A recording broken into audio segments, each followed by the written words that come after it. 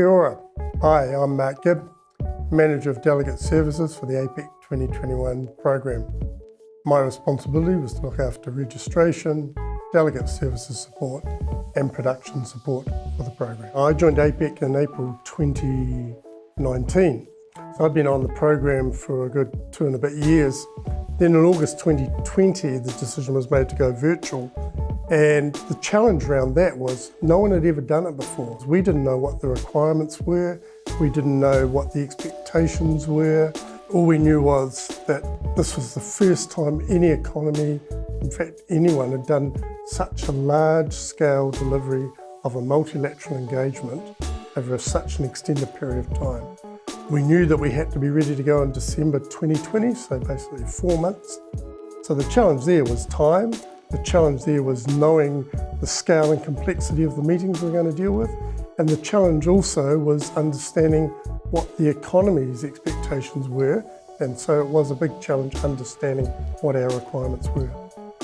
In August, when the decision was taken to host virtually, the expectation within that decision framework was we would just use conference rooms, meeting rooms and government departments around Wellington.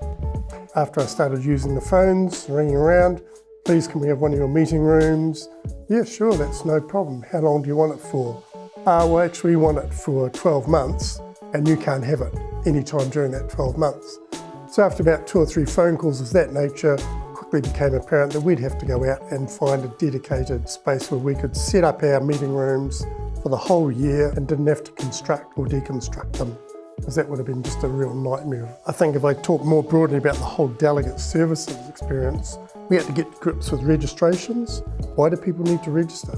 So that we know who's going to be in the meeting. We had to get to grips with the technology requirements, which was around 2-factor authentication, and what that meant for a delegate, what that meant for the technical people. We also had to get to grips with what I would call the production construct, being able to concierge people into meetings, being able to help chair people or delegates to do slideshow productions. And once we'd sort of understood the whole package, we were able to put our structures, our processes in place. But up until that point, we were pretty much flying blind. And I think it's a great credit to the delegate services team, but also our wider support team, the production teams and that, who got us through to deliver such a highly successful year of virtual meetings. And if I remind everyone, back in August, no other economy had done it to this scale and complexity. So you stand back and look at that, we've actually achieved quite a lot. And I think it's only going to be in 6 months, 12 months time, people will suddenly realise, gee, that was a pretty momentous effort. Join, work, grow together. Haumie, huie, tai ki e.